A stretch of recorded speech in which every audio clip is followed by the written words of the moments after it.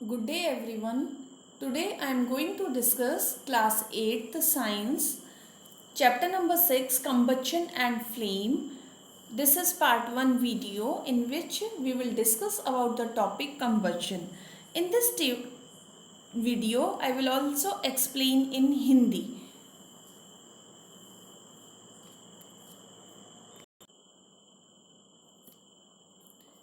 We use different kinds of fuel for various purposes at home, in industry and for running automobiles. हम घर पर उद्योगों में और वाहनों को चलाने के लिए विभिन्न प्रकार के ईंधनों का उपयोग विविध प्रयोजन के लिए करते हैं. Can you name a few fuels used in your homes? क्या आप अपने घरों में प्रयुक्त होने वाले कुछ ईंधनों के नाम बता सकते हैं? हाँ, काउडंग केक जिनको हम छाने बोलते हैं, और एलपीजी, केरोसिन, ये कुछ ऐसे फ्यूल हैं जो हम घर पर खाना बनाने के लिए ईंधन के तौर पे काम में लेते हैं. Name a few fuels used in trade and industries. व्यापार और उद्योगों में उपयोग होने वाले कुछ ईंधनों के नाम बताइए. तो व्यापार और उद्योगों में कोल, वुड, है ना, so and petrol, diesel also sometimes used so in the trade and industries. Then next is what fuels are used for running automobiles. Motor गाड़ियां चलाने में कौन से ईंधन काम में आते हैं? तो यहाँ पे पेट्रोल, डीजल, सीएनजी कुछ ऐसे ईंधन हैं जो कि मोटर व्हीकल्स में काम में आते हैं. Your list will contain fuels like cow dung, wood, coal, charcoal, petrol, diesel, compressed natural gas etcetera. आपकी सूची में सम्मिलित ईंधन होंगे गोबर, लकड़ी, कोयला, कास्ट कोयला, पेट्रोल, डीजल, संपीड़ित प्राकृतिक gas, compressed natural gas, CNG इत्यादि. You are familiar with the burning of a candle. आप मोमबत्ती के जलने से परिचित हैं. What is the difference between the burning of a candle and the burning of a fuel like coal? मोमबत्ती के जलने और कोयले जैसे ईंधन के जलने में क्या अंतर है? कोयला जो है वो बिना फ्लेम के जलता है, जबकि मोमबत्ती जो है वो फ्लेम के साथ में जलते हैं. Maybe you were able to guess right. शायद आपका अनुमान सही था. Candle burns with a flame whereas coal does not. मोमबत्ती ज्वाला के साथ जलती है जबकि कोयला नहीं. Similarly you will find many other materials burning without a flame. इसी प्रकार आप अनेक ऐसे पदार्थ पाएंगे जो कि बिना फ्लेम के या ज्वाला के जलते हैं. Let us study the chemicals processes of burning and the types of flames produced during this process. तो आइए जलने के रासायनिक प्रक्रम को और इस प्रक्रम में उत्पन्न ज्वाला या फ्लेम के जो टाइप्स हैं, प्ररूप हैं, उनका हम अध्ययन करेंगे. What is combustion? दहन क्या है? Combustion in Hindi we are saying it दहन. दहन क्या है? Recall the activity of burning of magnesium ribbon performed in class 7. Class 7 में मैग्नीशियम के रिबन के दहन के क्रियाकलाप को स्मरण कीजिए, रिकॉल कीजिए. We learn that magnesium burns to form magnesium oxide and produces heat and light. हमने सीखा था, वहाँ देखा था कि जब मैग्नीशियम जलता है तो जलकर मैग्नीशियम ऑक्साइड बनाता है, साथ में ऊष्मा और प्रकाश भी उत्पन्न करता है. We can perform a similar activity with a piece of charcoal.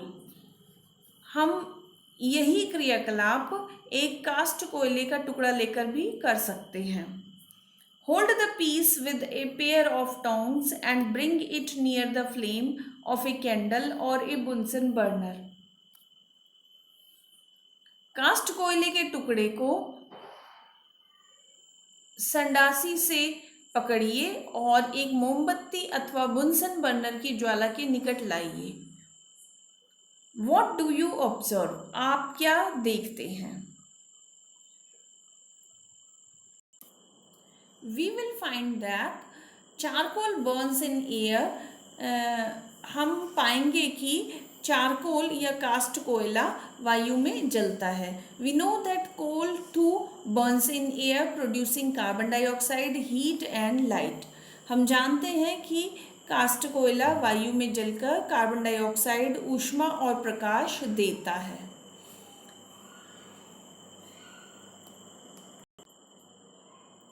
In this picture it is shown burning of magnesium ribbon. इस पिक्चर में मैग्नीशियम रिबन का दहन दिखाया गया है, जिसमें एक टोंग की सहायता से मैग्नीशियम रिबन को पकड़कर जलाया जा रहा है और इसके जलने से एक वाइट पाउडरी ऐश मिलता है जो कि मैग्नीशियम ऑक्साइड होता है। A chemical process in which a substance reacts with oxygen to give off heat is called combustion. वह रासायनिक प्रक्रिया जिसमें पदार्थ ऑक्सीजन से अभिक्रिया करके ऊष्मा देता है, हीट देता है, वह रासायनिक प्रक्रिया दहन या combustion कहलाती है।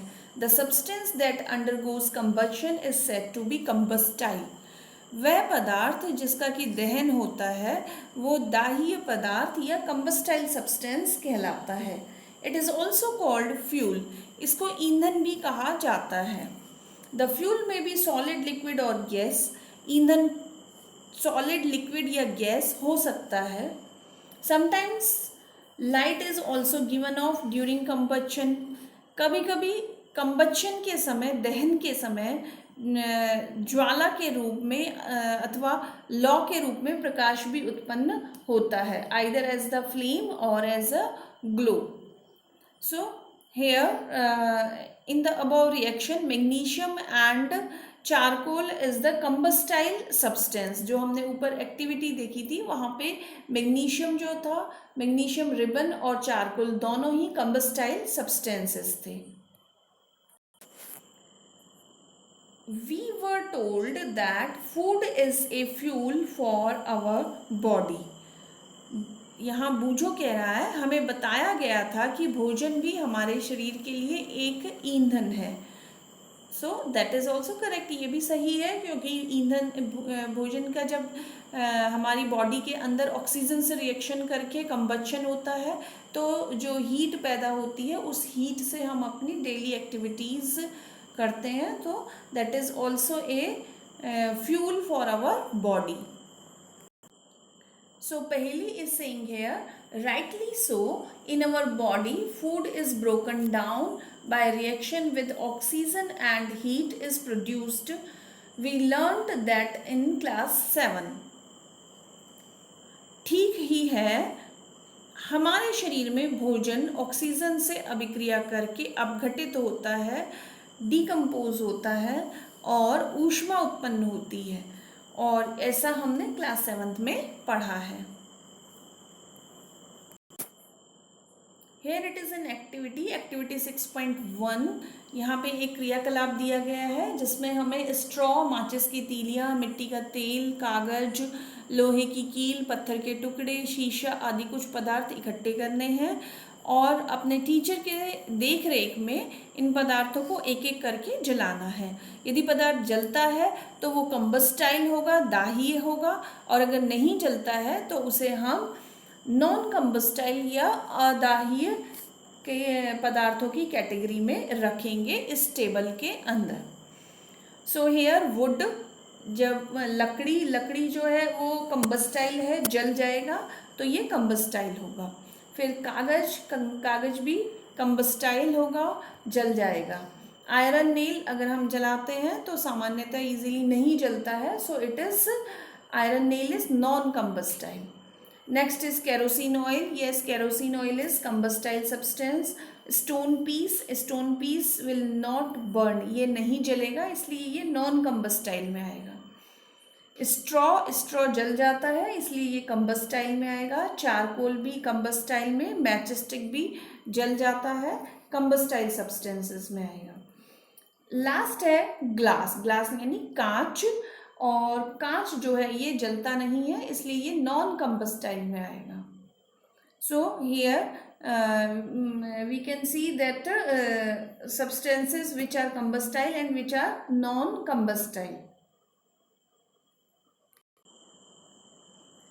Here it is another activity 6.2. इस एक्टिविटी में हम एक मोमबत्ती को जलाएंगे और देखेंगे कि वायु कितनी आवश्यक है। इस एक्सपेरिमेंट के थ्रू हम देखेंगे कि दहन के लिए वायु कितनी आवश्यक है। तो इसके लिए हम एक जलती मोमबत्ती को मेज के ऊपर रखेंगे, कांच की चिमनी को मोमबत्ती के ऊपर लकड़ी के 2 गुटकों की सहायता से इस प्रकार से रखेंगे कि वायु का चिमनी में प्रवेश होता रहे, जैसा कि फिगर 6.2a में दिखाया है। नीचे 2 लकड़ी के टुकड़े लगाए गए हैं जिससे वायु का प्रवेश होता रहे। जब हम ऐसे में देखते हैं कि ज्वाला जो है वो कंटिन्यू जलती रहेगी।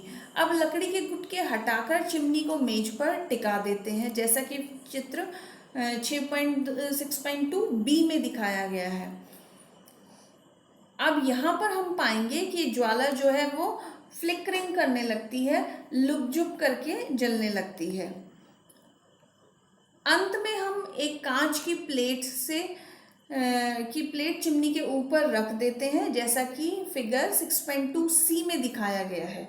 और फिर हम ज्वाला को देखते हैं तो तीनों स्थितियों में अंतर हो पाएंगे और तीसरी सी स्थिति में ज्वाला बुझ जाती है। क्या ज्वाला कंपन करती हुई बुझ जाती है? हाँ, सी पोजीशन में कंपन करती हुई बुझ जाती है।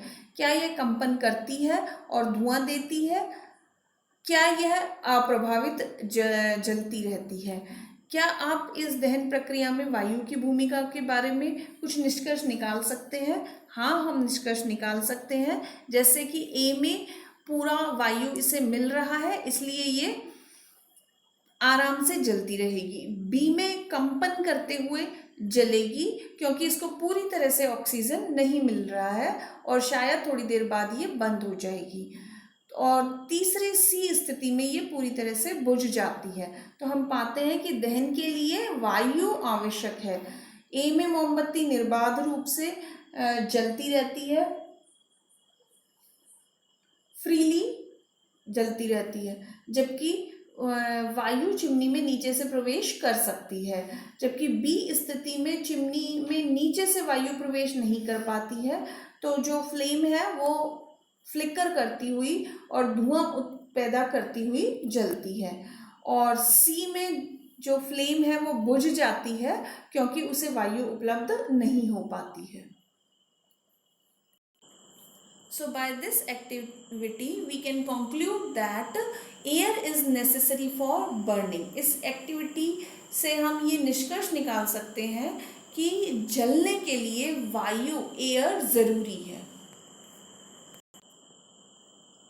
Here Bujo is saying we have read that the sun produces its own heat and light. Is it also some kind of combustion? हमने पढ़ा है कि सूर्य अपनी ऊष्मा और प्रकाश स्वयं उत्पन्न करता है। क्या यह भी एक प्रकार का दहन है? Actually in the sun there is not an combustion reaction is not going on, actually there is the nuclear reaction. So in the sun heat and light are produced by nuclear reaction. You will learn about this process in higher classes. सूर्य में जो ऊष्मा और प्रकाश नाभिकीय अभिक्रियाओं nuclear reactions के द्वारा उत्पन्न होता है और इसको हम आगे फर्दर क्लासेस में डिटेल में पढ़ेंगे। Now activity 6.3 place a piece of burning wood or charcoal off an on an iron plate or tawa, cover it with a glass jar or a tumbler or a transparent plastic jar. Observe what happens. Does charcoal stop burning after some time?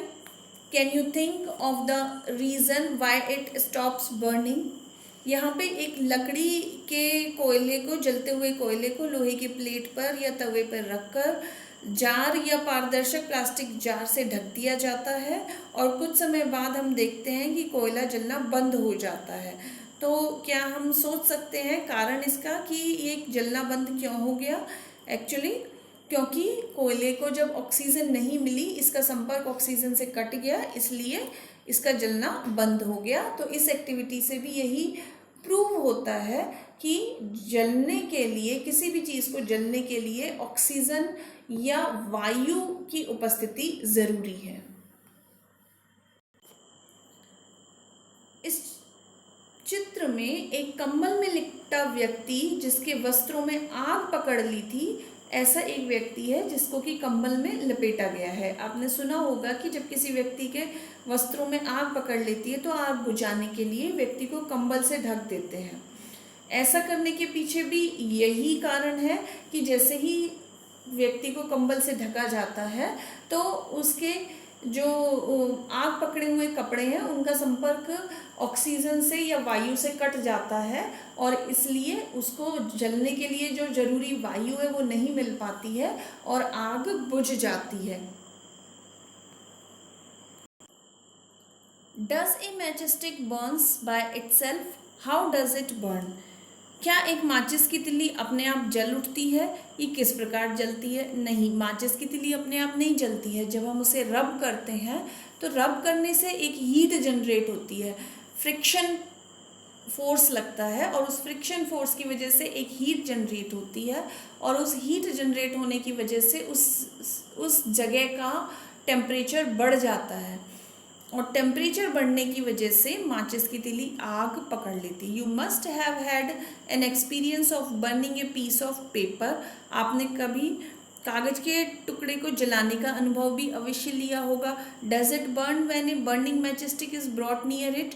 क्या जब भी एक जलती हुई माचिस की तिल्ली इसके पास लाते हैं क्या वो जल उठता है? हाँ, जल उठता है। Can you burn a piece of wood by bringing a lighted matchstick near it?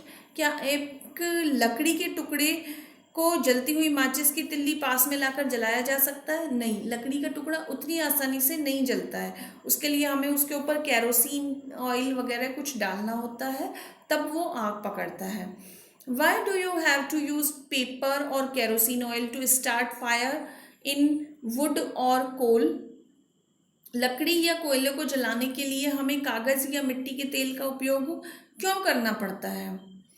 क्योंकि कागज या मिट्टी का तेल कम टेम्परेचर पर भी आग पकड़ लेते हैं, जबकि लकड़ी उतने कम टेम्परेचर पर आग नहीं पकड़ती है। इसलिए उसको और ज़्यादा टेम्परेचर देने के लिए पहले हम उसके साथ में केरोसिन ऑयल या पेपर को जलाते हैं। Have you heard of forest fires? क्या आपने जंगल की आग के बारे में सुना है? This is a picture of forest fire. ये एक जंगल की आग का चित्र है जिसमें कि आपने देखा होगा कि गर्मियों के मौसम में बहुत अधिक गर्मी पड़ने पर कुछ स्थानों पर जो सूखी घास या होती है वो स्वतः ही आग पकड़ लेती है। घास से आग पेड़ों में फैलती है और जल्द ही पूरा जंगल आग की चपेट में आ जाता है। इस प्रकार की आग को बुझाना बहुत कठिन होता है।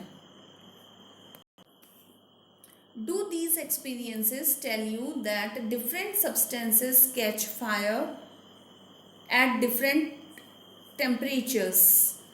तो इन अनुभवों से हमें पता चलता है कि भिन्न भिन्न पदार्थ जो हैं वो भिन्न भिन्न तापमानों पर आग पकड़ते हैं। जैसे कागज़ और केरोसिन कम तापमान पर भी आग पकड़ जाता है, जबकि लकड़ी जो है वो उतने कम तापमान पर आग नहीं पकड़ती है। तो हर चीज़ अलग अलग सब्सटेंस अलग अलग टेम्परेचर पर आग पकड़ते हैं। The lowest temperature at which the substance catches fire is called its ignition temperature. वह न्यूनतम तापमान जिस पर कि कोई पदार्थ जलने लगता है वह उस पदार्थ का इग्निशन टेम्परेचर कहलाता है। हर पदार्थ का इग्निशन टेम्परेचर अलग अलग होता है और किसी का इग्निशन टेम्परेचर कम होता है, किसी का इग्निशन टेम्परेचर ज़्यादा होता है। So can you tell Now, why a matchstick does not catch fire on its own at room temperature? तो क्या अब आप बता सकते हो कि कमरे के ताप पर माचिस की तिल्ली अपने आप आग क्यों नहीं पकड़ लेती? हाँ, क्योंकि कमरे के तापमान पर उसे वो इग्निशन टेम्परेचर नहीं मिलता। जब हम उसे रगड़ते हैं तो रगड़ने पे जो फ्रिक्शन फोर्स होता है, उस फ्रिक्शन फोर्स की वजह से कुछ हीट जनरेट होती है और उस हीट की वजह से उसे वो इग्निशन टेम्परेचर मिल पाता है जिस पर कि वो जलने लगती है। Why does the matchstick start burning on rubbing it on the side of the matchbox? माचिस की तीली माचिस की डिबिया के बगल में रगड़ने से क्यों जल जाती है? क्योंकि उस समय उसे अपने जलने के लिए जो आवश्यक इग्निशन टेम्परेचर है वो मिल जाता है। So by these activity we can conclude that a ignition temperature is also necessary for burning. तो इन एक्टिविटीज़ के आधार पर हम ये भी निष्कर्ष निकाल सकते हैं कि जलने के लिए एक पर्टिकुलर उस पदार्थ का इग्निशन टेम्परेचर मिलना, ज्वलन ताप मिलना ज़रूरी है। यहाँ पर हम पहले थोड़ी सी जानकारी माचिस के बारे में भी लेंगे। माचिस का इतिहास बहुत पुराना है। 5000 से अधिक वर्ष पूर्व प्राचीन मिस्र में गंधक या सल्फर में डुबोए गए चीड़ की लकड़ी के छोटे टुकड़े माचिस की तरह उपयोग किए जाते थे। आधुनिक माचिस का विकास लगभग 200 वर्ष पूर्व हुआ, जिसमें एंटीमनी ट्राइऑक्साइड, पोटेशियम क्लोरेट और वाइट फास्फोरस का मिश्रण कुछ गोंद और स्टार्च के साथ मिलाकर एक उचित लकड़ी के से बनी माचिस की तीली के सिरे पर लगाया जाता था। जब इसे किसी खुरदरी सतह पर रगड़ा जाता था तो घर्षण की ऊष्मा के कारण वाइट फास्फोरस जलने लगता था और इससे माचिस की तिल्ली का जलना प्रारंभ हो जाता था। परंतु वाइट फास्फोरस उद्योग में काम करने वालों और माचिस का उपयोग करने वाले दोनों के लिए ही खतरनाक होता है, डेंजरस होता है।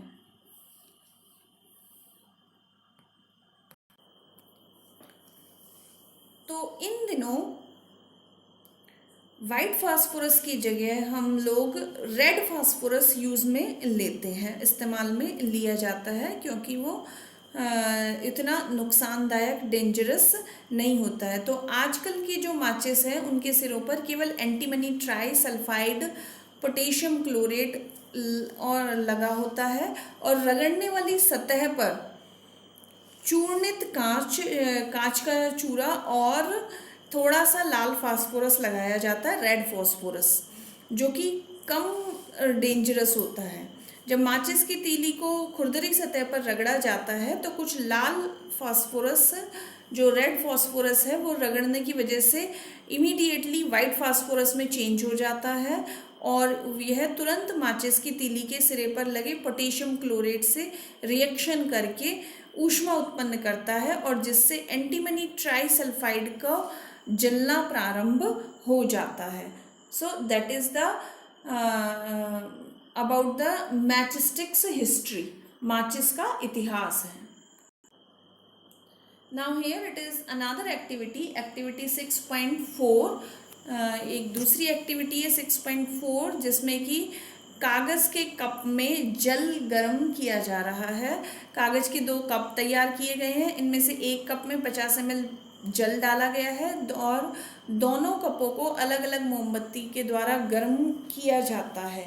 तो हम क्या देखेंगे, हम पाते हैं कि खाली कप जो है वो जल जाएगा और जिस कप में जल भरा है उस कप में वो जल गर्म होता रहेगा और कप नहीं जलेगा।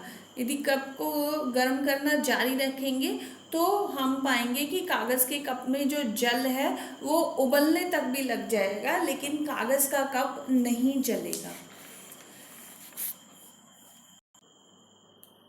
तो यहाँ पर कागज़ के कप को जो हम एनर्जी दे रहे हैं, जो हीट दे रहे हैं फ्लेम से, वो सारी हीट जो पानी है वो एब्जॉर्ब कर लेता है और जल की उपस्थिति में जो टेम्परेचर है वो कागज़ को उसके पर्टिकुलर इग्निशन टेम्परेचर तक नहीं पहुंच पाता है, इसलिए वो कागज़ से बना कप नहीं जल पाता है, क्योंकि उसको एक वो पर्टिकुलर इग्निशन टेम्परेचर नहीं मिला। तो यहाँ पर जिन पदार्थों का ज्वलन ताप बहुत कम होता है और जो ज्वाला के साथ सरलतापूर्वक आग पकड़ लेते हैं, उन्हें हम कहते हैं ज्वलनशील पदार्थ या inflammable substances. The substances which have very low ignition temperature and can easily catch fire with a flame are called inflammable substances. Inflammable substances के कुछ उदाहरण हम दे सकते हैं, जैसे कि पेट्रोल, अल्कोहल, एलपीजी, ये सब चीज़ें जो हैं वो क्या, या केरोसिन, ये सब इन्फ्लेमेबल सब्सटेंस है जो बहुत ही, जिनका कि इग्निशन टेम्परेचर कम होता है और जो बहुत आसानी से आग पकड़ लेते हैं। Now we can summarise the whole video in the following points. अब हम इस पूरे वीडियो को नीचे दिए गए कुछ पॉइंट्स में समराइज कर सकते हैं।